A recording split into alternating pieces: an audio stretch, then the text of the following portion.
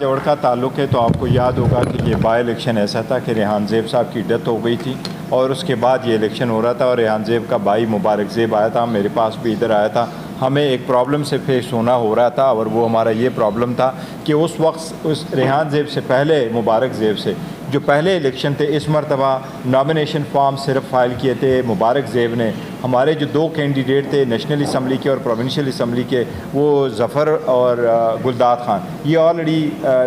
Form file कर चुके थे और हमारी कोशिश यही थी कि हमारी पार्टी जिस तरह अभी हमें वो सीट मिल गई है कोहाट वाली सुन्नी इत्तेहाद काउंसिल की, तो हमारी कोशिश थी कि हमें वो वाली एक सीट मिले। अदरवाइज़ रेहान ज़ेब जो है या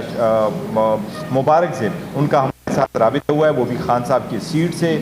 जीते हैं और उनके इत्तेहाद उसके साथ हुए और उनके एतमाद के साथ हुए, तो हम वो भी अपनी ही कामयाबी समझते हैं। देखिए, ये तो पहले दिन से हमें ये शकूक व शुबहात ज़रूर, हमने देखा था कि फॉर्म 45 भी किया गया, लोगों को जाने नहीं दिया गया था, लेकिन जिस तरीके से ब्लेटेंट ये तबाह हुआ, तो ये उन्होंने फॉर्म 45 को कन्वर्ट करके फॉर्म 47 जिस तरीके से रात के अंधेरे में करके किया था और सारे इंटरनेट और टेलीफोन सर्विस बंद करके किया था, इस मरतबा उससे एक स्टेप आगे था। वहाँ सवेरे लोग आ गए और उन्होंने स्टफिंग कर ली और सारा कुछ किया और हम इलेक्शन कमीशन के नोटिस में लेके आए। देखो, हम कोई गुरेला फोर्स नहीं है कि खुद जाके कहें और कहें कि ये बॉक्सेस आप निकालें, लेकिन जब इलेक्शन कमीशन को हम नोटिस में लेके आए कि आपका स्टाफ ही यही कह रहा है, हम ये तस्वर कर रहे थे कि आईन और कानून के मुताबिक ये आईनी फ़र्ज़ है इलेक्शन कमीशन का कि फ़ौरन ऐलान करते, वहाँ से रिपोर्ट लेते, इनका मॉनिटरिंग रूम किस चीज़ के लिए था, उसी वक्त रोक लेते, इंक्वायरी करा लेते और पोलिंग जो है वो बंद रख। कमेटियों का सवाल है, ये थोड़ा सा time beach back and fourth लग जाता है। पहले वाला उमर साहब का हो चुका है अल्हम्दुलिल्लाह और बाकी भी साथ हो जाएंगे। इस हफ्ते में हम फाइनल कर रहे हैं सारी कमेटीज़, जो कमेटियों में हमारा शेयर है 35 कमेटीज़ है, उसमें जितना हमारा शेयर बनता है वो कमेटी भी आइडेंटिफाई हुई है। इंशाल्लाह ताला वो सारी कमेटीज़ इसी हफ्ते में सारी फाइनल हो जाएगी।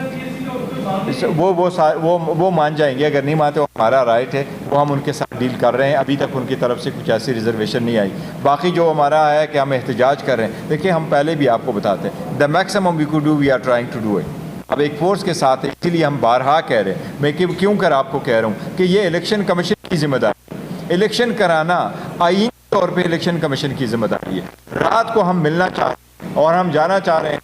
आप फॉर्म 47 बना, तो लॉ ये कह रहा है कैंडिडेट या कैंडिडेट के नुमाइंदगान या उसके इलेक्शन एजेंट वहाँ मौजूद हो, और हम कह रहे हैं कि यहाँ तक हम आए, हमारे हज़ारों लोग पीछे हैं, हम नहीं झगड़ा करना चाहते, हमारे सारे हज़ारों लोग पीछे हमने रख लिए और हम चाह रहे हैं कि ये 5 बंदे हम आगे जाना चाहते हैं कि रिटर्निंग अफसर के सामने हम मौजूद हो, वो हमारे सामने फॉर्म 45 फॉर्म 47 बना ले। हमें क्यों जाने की इजाज़त नहीं दी गई और हम अभी तक देख रहे हैं कि इलेक्शन कमीशन ने कुछ भी नहीं किया। गौर साहब, इस टाइम 2 किस्म के जो आपकी पार्टी लीडरशिप के ऊपर कारकुनान की तरफ से दबाव आ रहे हैं, उनमें से एक ये है कि जो पंजाब की क़यादत है उसके ऊपर सवालिया निशान उठाए। एक तो आपसे मुतालबा किया जा रहा है कि एहतजाज, मैसिव एहतजाज, उसके लिए आप लोगों ने आज बता दिया। दूसरा, पंजाब की क़यादत के ऊपर भी कुछ सवालात उठ रहे हैं, क्या वो उसके ऊपर सोच विचार जारी है, कोई एक्सपेक्टेड है कोई तब्दीली? देखो, नहीं, पार्टी में होता है इख्तिलाफ, अगर कोई कहता है किसी का किसी पे ऑब्जर्वेशन है तो ज़रूर होता रहता है और सारे लोग एक साथ नहीं होते। हमारी जो पंजाब की लीडरशिप है अल्हम्दुलिल्लाह बेहतरीन काम कर रही है, बड़ी कुर्बानियाँ दी हैं, बड़े लाल रहे हैं और इस सरकमस्टांसिस में बड़े टफ सरकमस्टांसिस से गुजरे हैं और वो उनकी फैमिली जिस कर्ब से गुजर रहे हैं ये हम आपको बता नहीं सकते, कितने मुश्किल हालात से गुजर रहे हैं और इतने मुश्किल हालात में उन्होंने सारा मुकाबला किया और किया। तो फ़िलहाल कोई ऐसी चीज़ ऑन द कार्ड नहीं है कि हम पंजाब में कोई भी लीडरशिप को चेंज कर रहे हैं और आवाम की उम्मीद हमारे साथ। बहुत शुक्रिया, थैंक यू।